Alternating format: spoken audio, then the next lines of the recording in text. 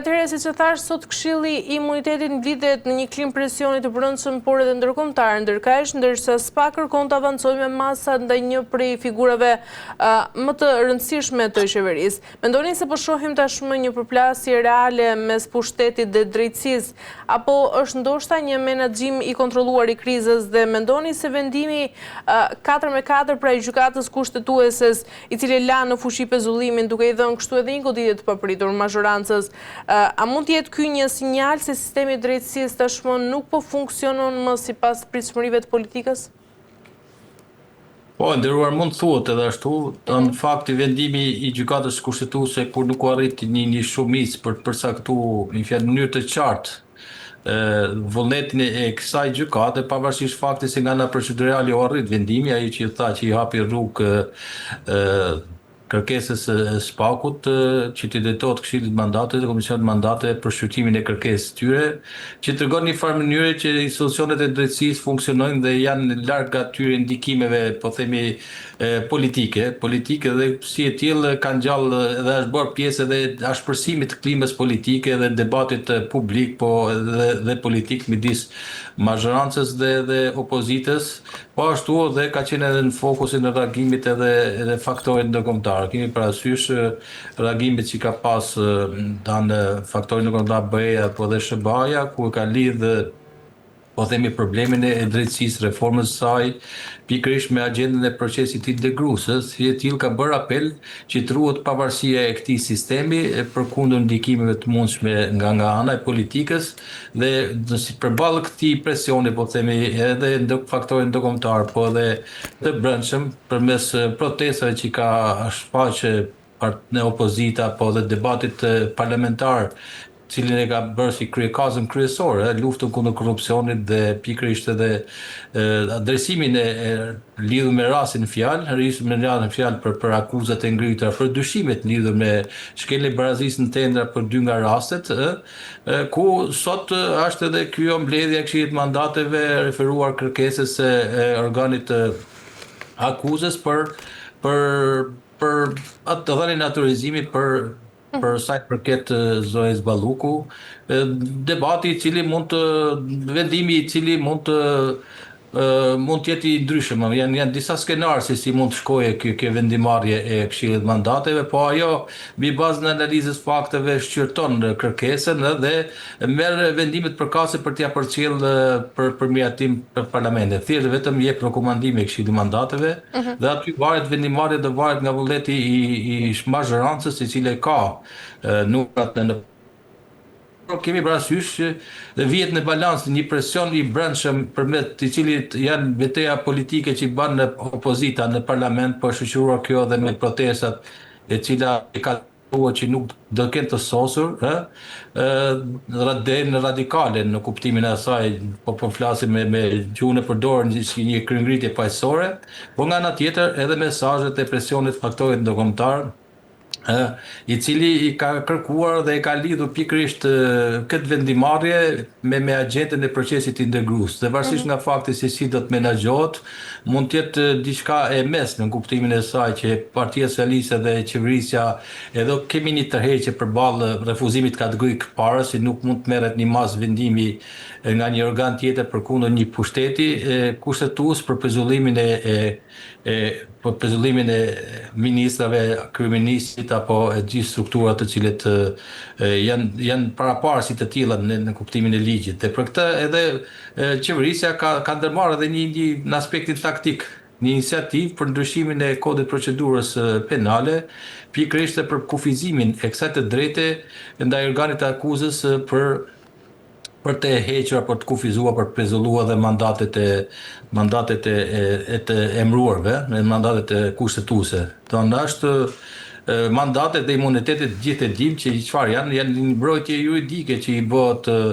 një titullarit më të lartë të qeverisjes, në rastin konkret ministrit, përkundër një akuze që mund të ngrihet dhe këtu ka çaste të ndryshme. Ajo qeverisjes që është që duhet provohet fajësia pavarësisht faktit çfarë statusi ka personin e tim, pra aq kohë sa që nuk është provuar mund të gjykohet në gjendje të lirë, por që nga ana tjetër për shkak të faktit që është bërë pjesë e debatit madh publik dhe politik, qofshë edhe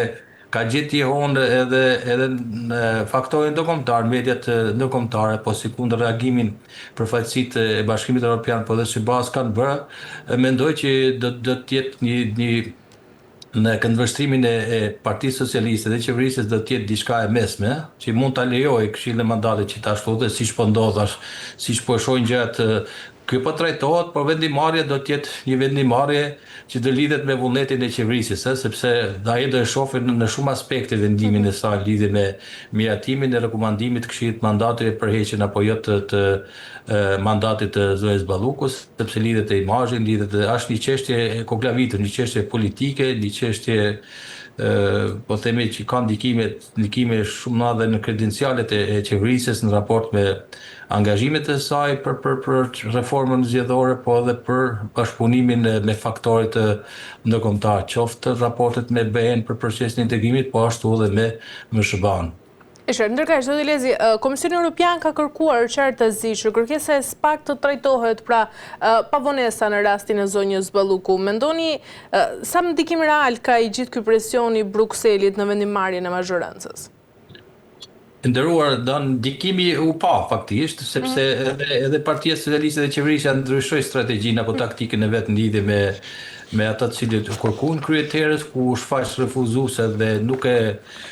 pranoi pezullimin e Zoes Balluku, po ma vonë falë dhe presionet u pranu, por që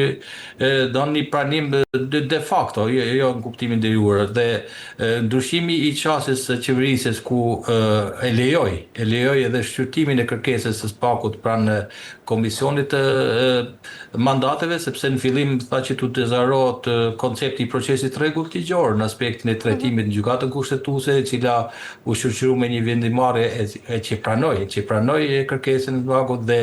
në farë mënyrë edhe legjitimoi atë për pezullimin po themi mandatit saj qeverisës. Këtu kemi një heqje dhe më pas do të vend balans pikërisht do interesat e saj në kuptimin e kredencialeve, në kuptimin e sfida me cilën përballet apo angazhimeve që ka me fakt ndaj dytërimit për procesin integrues, po si kundër dhe rekomandimeve apo mesazhet që përcjell faktorin edhe SBA-ja, po ashtu edhe BE-ja, dhe mendoj që kjo është pjesë do të jetë në strategjinë e qeverisë se si do ta menaxhojë atë, por efektet e presionit janë ndjera, kur kemi parasysh që edhe presioni i brendshëm që bëhet në luftën parlamentare të opozitës me debatin që ka shoqëruar, po ashtu me sensibilitetin publik, qoftë vendas po edhe të ndërkombëtar, jehon e këtyre protestave, të cilët në agjendën kryesore të tyre ka pas pikërisht çfarë, ka pas edhe lejimin e drejtësisë që të funksionojë, që të përpushen gjithë ato angazhimet që kanë bëjnë me reformën e drejtësisë, dhe këtu ishte rasti për ta materializuar në sensin e asaj që një niveli më i lartë i qeverisës përkundër një akuza apo dyshuar për një vepër penale që lidhet me shkeljen e barazisë tendra për 2 nga rastet e përmendura, duhet një vullnet politik çfarë që t'i hapë rrugë procesit rregull, dhe përballë gjithë këtyre faktorëve dhe presionit, mendoj që do kemi edhe vendimarrjen që do jetë. Po mendoj që Partia Socialiste dhe qeverisja do ta menaxhojë vetë me shumë kujdes këtë situatë, sepse varësisht nga fakti se si do të merret vendimi, atë do të kemi edhe efektet shoqëruese. Mund të jetë një skenar refuzimi, nuk kemi reagatuar për shkak forcës kartone, dhe aty do kemi një reagim faktorit ndërkombëtar, qoftë BE-s, qoftë SBA-s, po dhe ndezjen e luftës politike të brendshme ku opozita ka deklaruar që protestat nuk do të kenë të sosur, madje kjo radhës do të jetë me datën 28 shkurt, dhe përballë gjithë këtyre presione mendoj që edhe qasja e qeverisës do të jetë disi më e maturuar, por në rast se do ta pranoj, atë kemi parasysh do të kemi një përmbushje të verdiktit të organit akuzës dhe gjithë aty kërkesave të këtij organi për sa i përket akuzat të ngritura në mënyrë që të shoqërohet me zbatimin e masës sigurisë, varësisht nga fakti si do të jetë ajo, sepse nuk është të thënë që të jetë më ekstremja, mund të jetë edhe në format e tjera të ekzekutimit kësaj masë sigurie, dhe kjo do të jetë objekt i shqyrtimeve apo i vendimeve të mëpasme. Mendoj që rasti në vetvete është pika më kulmore e debatit publik dhe politik përballë një presioni ndërkombëtar, po edhe presionit brendshëm, si shprehje konkrete e luftës së ashpër politike që është brenda nesh, por që e lidhur kjo edhe me ato deklarimin e gjitha palëve për mbështetjen e reformës në drejtësi, për funksionimin e organeve të pavarura të drejtësisë, dhe kuptohet që politika këtu është ekspozuar në rrisjet e ballafaqimit, qoftë majtas dhe djathtas, dhe mendoj që vendimarrja e tyre e përbashkët do të jetë e tillë saqë do të shprehë në një farë mënyre si do të shkojë armja edhe e sistemit. Është një test që i bëhet atyre në raport me angazhime konkrete procesit integrues, po edhe me gjithë thelbin e reformës së drejtësisë, me shkakun për cilën kjo reformë u nisë dhe nisë. E shërzojlesi, nga ana tjetër, ndryshimet në kodin e procedurës penale mund të kufizojnë ndërkaq dhe masën e pezullimit për zyrtarët e lartë. Mendoni se tashmë po ndërtohet një buroj ligjor, do ta quaja, për të gjithë elitën politike, dhe a do të kishim këto ndryshime në kodin e procedurës penale nëse nuk do të ishte rasti i zonjës Balluku? Shikoj, ndërkohë, kjo do të panë me shumë kujdes në kuptimin është një reagim i natyrshëm, sepse